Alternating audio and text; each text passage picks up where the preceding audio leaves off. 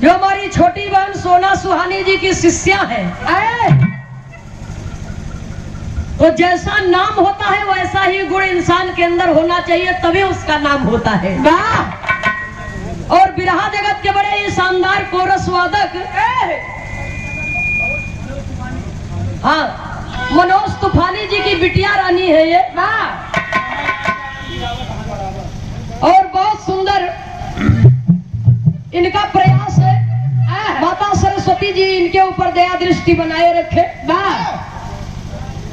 और इनकी गायकी गंगा जमुना के स्वच्छ निर्मल पानी जैसे लहराती रहे। बहुत बहुत शुभ आशीर्वाद है, बहुत सुंदर।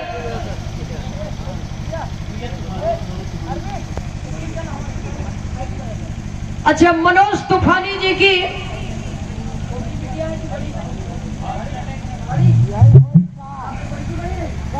दिव्या सुहानी जी की बड़ी बहन प्रिया तूफानी,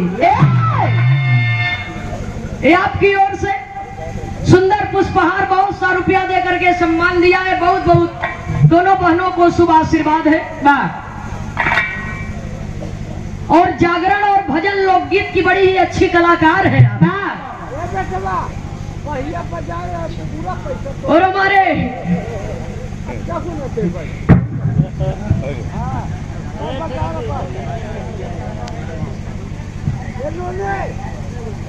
विराह जगत के बड़े ही हृदय सम्राट और बड़े ही शानदार लेखक परम आदरणीय ब्रह्म सत्य श्रीमान कमल कवि जी आया है, और जो हमारी सोना सुहानी जी के कवि है और एक अलग पहचान है आपके लेखनी की भी। कवि जी की ओर से बहुत शानदार आशीर्वाद आया है। बहुत बहुत आपके श्री चरणों में नमन है।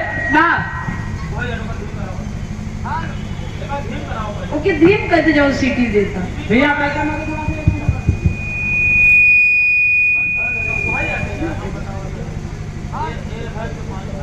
चला गया भैया। हाँ नहीं तो इनका नाम तो चंचल, ये हमारे परिवार से है। चंचल जी बड़े सुंदर कोरस वादक है, और हम सबके गुरु स्वर्गीय श्री भाईलाल यादव जी के सुपुत्र जी सुरेंद्र यादव जी बैठे हैं कोरस पे। अब आपका तो परिचय निराली है। क्या आई बनवाऊं सी मिल कावत है चलते राजकुमार से मिल ले कौन गावत है तने कह दे ले ले करवा दे। कचौड़ी गली सोन कैला बलमो और सोन कैला बलमो या सोन कैला बलमो तो सोन कैला बलमो कचौड़ी गली सोन कैला बलमो कचौड़ी गली सोन कैला बलमो मिर्जापुर में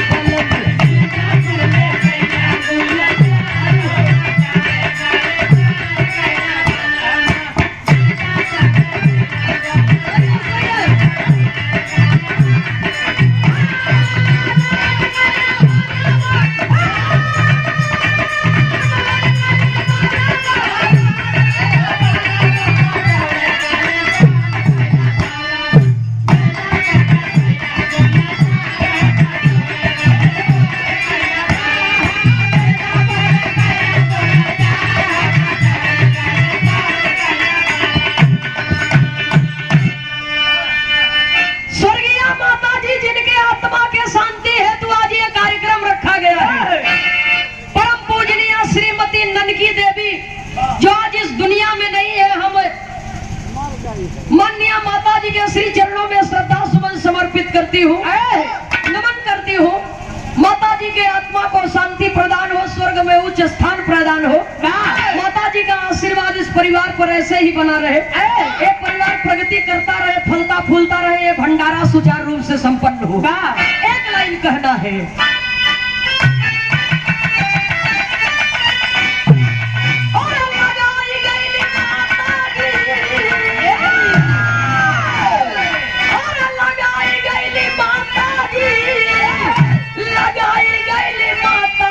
की बगिया लगाई गई माँ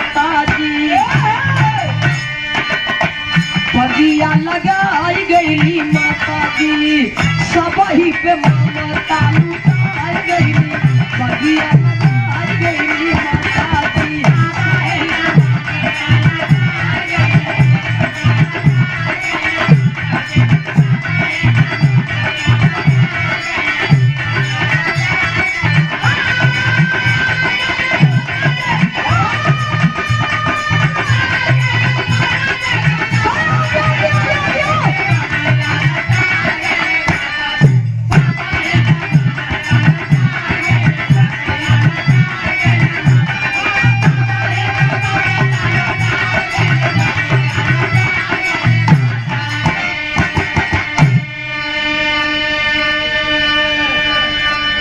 स्वर्गवा से माता रानी देती आशीर्वाद हो स्वर्गवा से माता रानी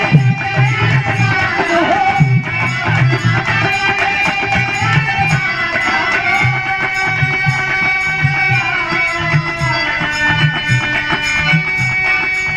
घर द्वारा खुशा रहे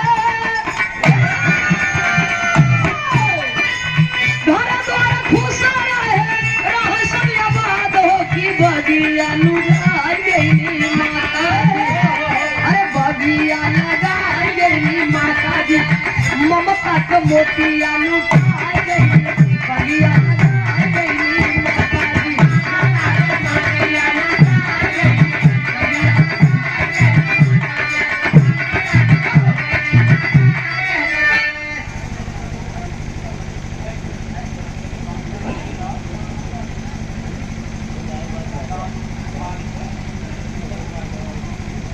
आरके इंटरप्राइजेस श्रीमान शंभू कोटेदार साहब दादूपुर की पावन धरती से सादर 100 रुपया देकर के सम्मान किए। बहुत बहुत आपको नमन है। मालिक सुखी रखे परिवार सुखी रहे। सामाजिक गीत 4 लाइन आपके बीच में प्रस्तुत है। माता जी की श्रद्धांजलि आपके बीच में प्रस्तुत है। सामाजिक गीत 4 लाइन प्रस्तुत है। एक लाइन तर्ज है मास्टर साहब अंगने में फूले फूल गे नवाए नदी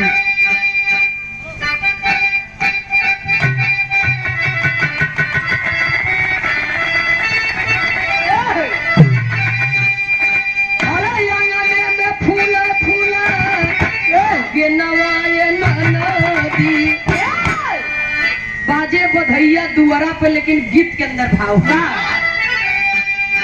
अरे अखिया तालाब नाही तेगा तलवरिया वंदना भी हो गया श्रद्धांजलि भी हो गई। 4 लाइन की सामाजिक गीत है ये। अरे अखिया तालाब नाही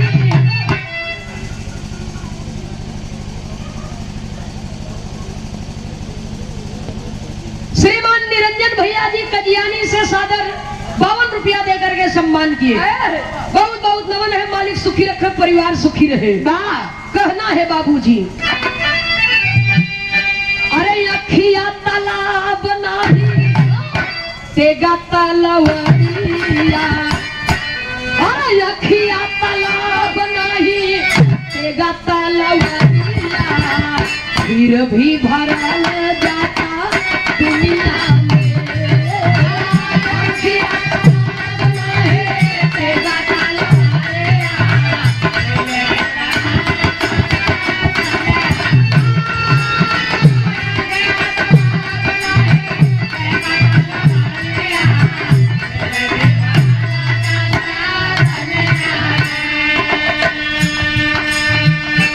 बिरहा जगत के बड़े ही हृदय सम्राट लेखक जिनके ऊपर माता रानी की असीम अनुकंपा है परम आदरणीय ब्रह्म सत्य पूज्य माननीय श्री राम गुलाम कबीर जी जो हम सबके बीच में उपस्थित है।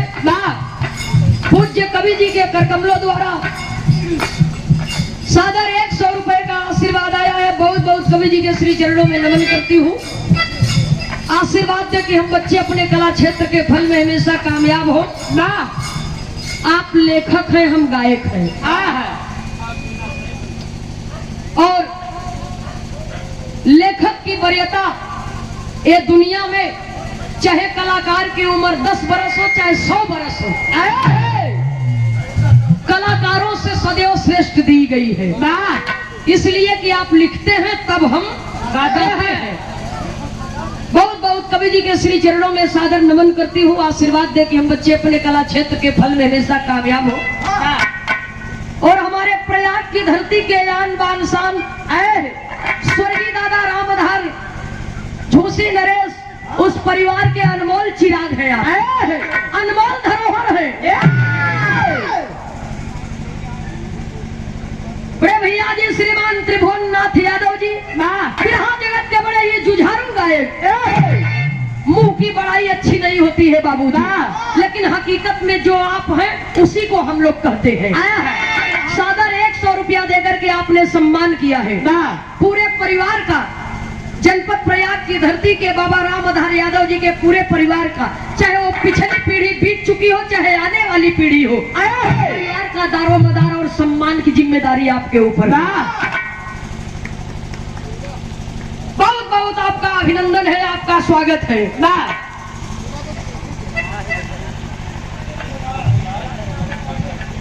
श्रीमान शंभुनाथ एडवोकेट साहब, कोटेदार साहब, इंटरप्राइजेज दादूपुर, 100 रुपया पुरस्कार हमारे कमल बाबू के लिए।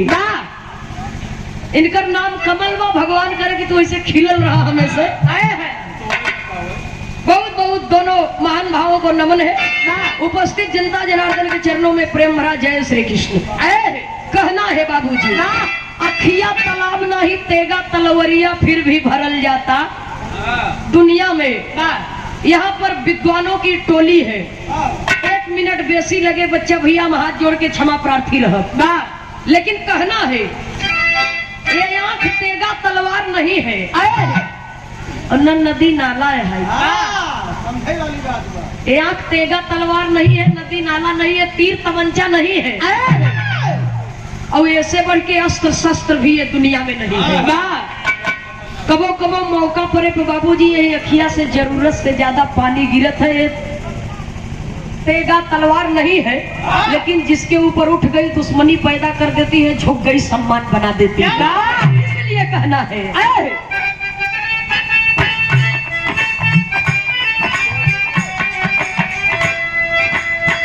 पेड़ पर लगा फसल की कटारिया,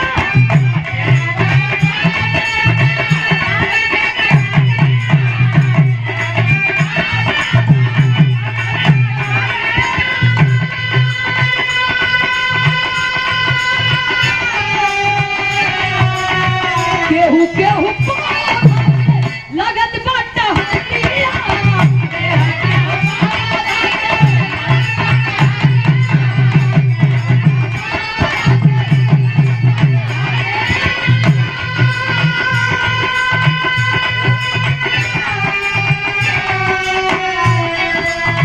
दुश्मनी का बीज नाही नाही मोर रामा, दुश्मनी का बीज नाही कौनो बजरिया, फिर भी बोलावल जाता दुनिया में। दुश्मनी का बीज नाही कौनो बजरिया, फिर भी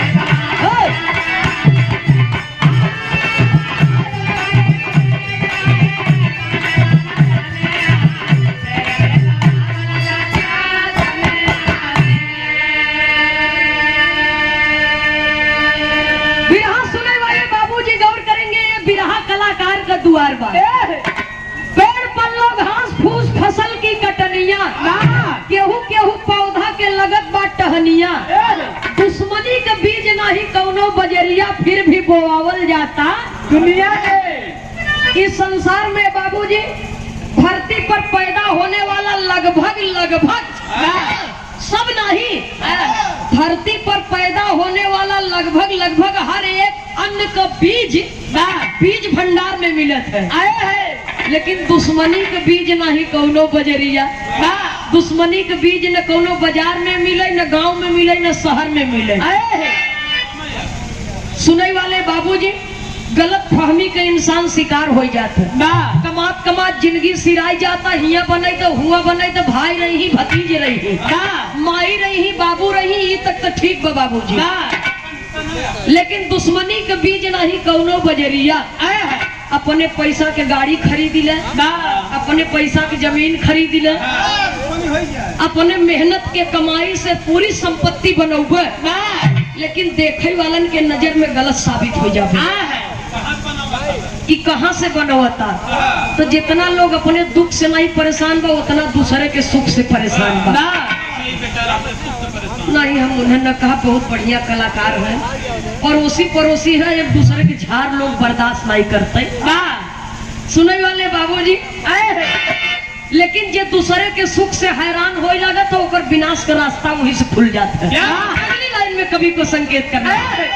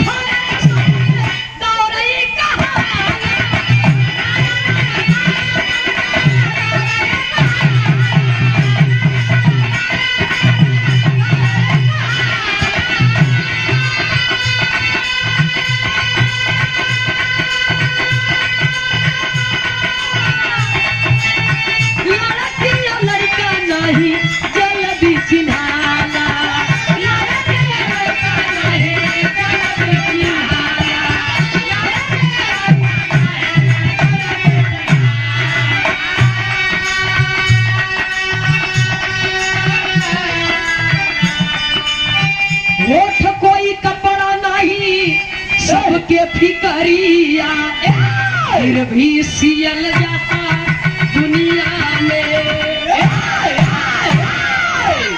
सुने वाले बाबूजी, फैशन के जमाना बा, हमारी मतारी बहन लोग भी सुनत है इनकी।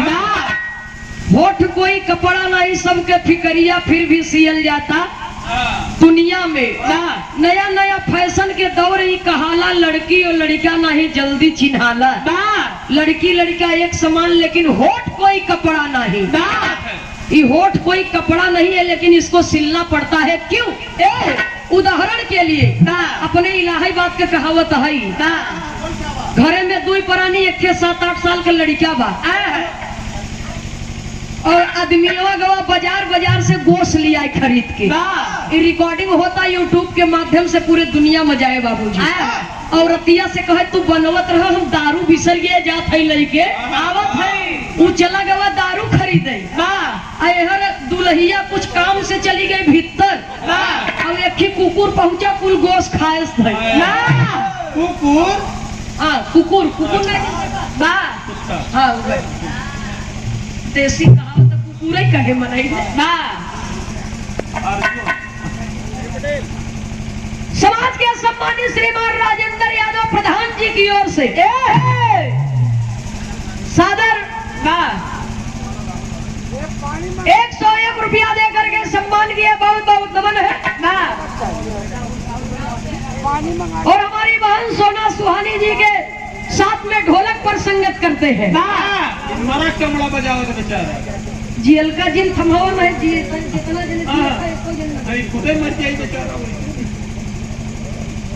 सुने वाले बाबूजी, राहुल ढोलक मास्टर जी की ओर से सादर 100 रुपए का पुरस्कार आया है। आपको वादकी बनी रहे, बहुत बहुत नमन है, बहुत बहुत शुभाशीर्वाद। प्रधान जी के श्री चरणों में बहुत बहुत नमन है।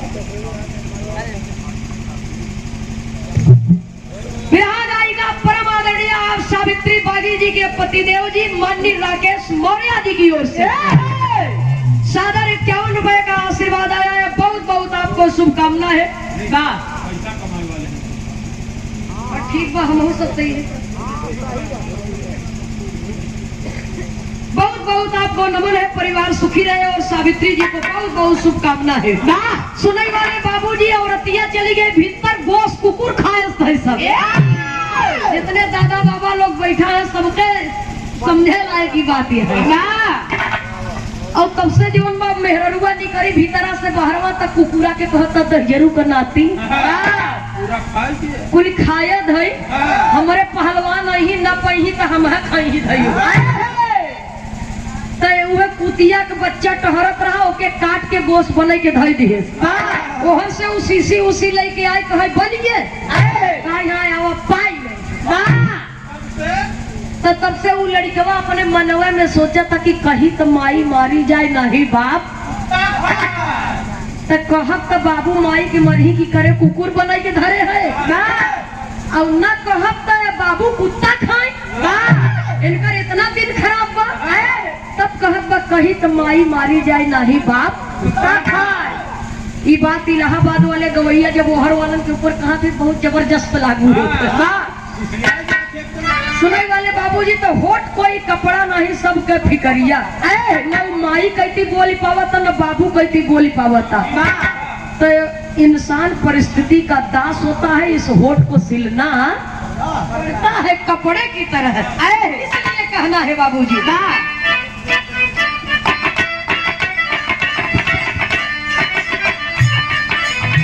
किस्मत मेरी साथी काहे रूठल जात बा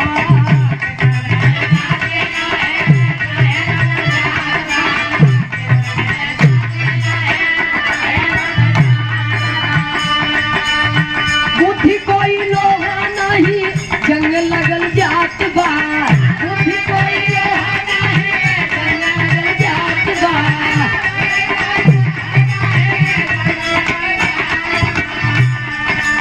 इंसान मौसम नहीं कौनो बदरिया फिर भी बदल जाता। दुनिया में रूठना दोस्तों को चाहिए सखियों को चाहिए क्योंकि जहाँ पर जान पहचान है उसी जगह पर रूठना मनाना मिलना बिछड़ना रहता है। जिस जगह पर कोई पहचान ही नहीं है कैसा रूठना कैसा मनाना कैसा मिलना कैसा बिछड़ना। लेकिन किस्मत किसी की दोस्त नहीं है न किसी की सखी है फिर भी रूठ जाती है। बुद्धि कोई लोहा नहीं जंग लगल जात बा स्वयं हमारे लिए भी भाई स्वयं लिखने वाले कवि के लिए भी है और पूरे सकल समाज के लिए है। कभी कभी इंसान के बुद्धि में अहंकार का जंग लग जाता है। बुद्धि कोई लोहा नहीं जंग लगल जात बा कबो कबो इंसान के बुद्धि में अहंकार का जंग लग जाता है। इंसान मौसम नहीं कौनो बदरिया फिर भी बदल जाता। दुनिया में बदलना तो मौसम को चाहिए लेकिन स्वार्थ के कारण इंसान ही बदल जाता है। आखिरी लाइन में कहना है ना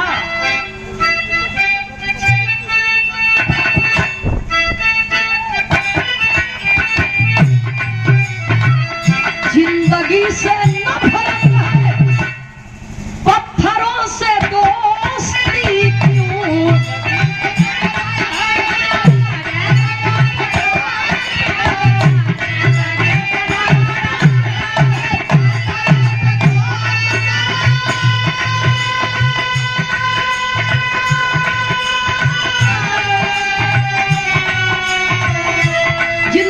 नफरत है पत्थरों से दोस्ती क्यों। एक करोड़पति इंसान मंदिर में जाए के अरबों रुपया के दान करता बाबूजी करोड़ों रुपया के दान करता लाखों रुपया के दान करता और जब मंदिर से बाहर निकलता तो एक भिखारी झोली फैला के कहता बाबू हम हो 10-5 रुपया देते आप लोगों के सहारे हमारे परिवार जिए। पता है वो अमीर इंसान क्या कहता है अबे साले भिखारी कहीं के जीते जिंदगी इस धरती पर भार हो भीख मांग कर खाते हो जा करके चुल्लू भर पानी में डूब करके मर जाओ। भिखारी कहता बाबू डांटते क्यों हो देना हो तो दीजिए नहीं देना हो तो मत दीजिए लेकिन डांटिए मत। भिखारी कौन नहीं है इस दुनिया में भिखारी हम है भिखारी आप भी है। फर्क सिर्फ इतना है कि मैं मंदिर के बाहर मांगता हूँ आप मंदिर के फर्क इतना ही बात। वो भिखारी कोई और नहीं है वो हमारे माता पिता हमारे पूर्वज हैं। हमें जन्म दिहन पालन पोषण पढ़ाएं लिखाएं की लड़का हमारे बुढ़ाई बेरी हमारे गिरे वक्त पर हमें साथ दे। लेकिन जब लड़का सयान हो जाता बाबूजी महतारी बाप के अपमान करे लागत है तो तकलीफ होत है और जब महतारी बाप के अपमान करत है दुनिया में वो सुखी नहीं बा। चाहे इतिहास देखा चाहे वेद पुराण देखा चाहे वर्तमान समय में बाबूजी समाज के अंदर आप देख लीजिए। ये लिए अगर आज हम समाज में खड़ी रही तो महतारी बाप पैदा की गुरु ज्ञान दिहन जेकरे ऊपर माई बाप रूठ गए जेकरे ऊपर गुरु रूठ गए ओकर विकास रुक गए बाबू। इसलिए कहना है कवि को संकेत करना पड़ा।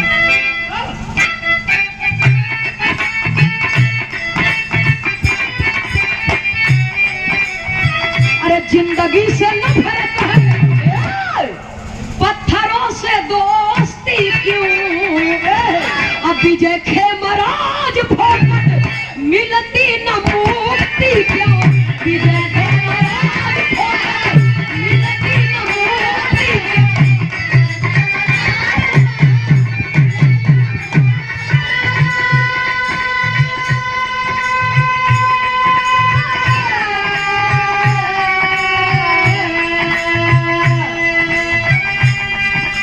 कबो बाबूजी ये दुनिया में ऐसे होता कि मेहनत करबत दिन रात लेकिन बनहु मजूरी मिलत नहीं, तो फोकट को मुक्ति मिले वाली ये दुनिया में नहीं बात। इसलिए कहना है नंदनी कहे आत्म सम्मान न शरीरिया। 18-19 बरिस समाज में आए होंगे और जितना मान सम्मान या अपमान जो भी मिला कि हमार खुद के अनुभव है बाबूजी। आत्म सम्मान और शरीर में बहुत बड़ा फर्क बा। शरीर पर चोट लग जाए मरहम पट्टी से ठीक हो जाए, लेकिन आत्म सम्मान पर अगर ठेस लग जाए बाबूजी तो वो ठेस आओ तब तक नहीं भरत जब तक इंसान मर नहीं जाता है। अगर प्रतिज्ञावान प्रतिष्ठावान इंसान है तो अपने कर्तव्य से उस भाव को भर देगा। कवि को संकेत करना पड़ा बाबूजी, इसलिए मानव का जन्म मिला है, एक ही लाइन आखिरी लाइन कहना है, जो अपने लिए मरता है उसका मरण होता है, जो समाज और देश के लिए मरता है उसका सदा स्मरण होता है। तो शरीर और आत्मसम्मान में बहुत फर्क बा, फिर भी ये संसार में लोग चोट पहुंचाने से बाज नहीं आते। इसलिए कहना है अरे नंदनी कहे आत्मसम्मान न शरीरिया, नंदनी कहे आत्मसम्मान न शरीरिया, घायल कैल जाता दुनिया में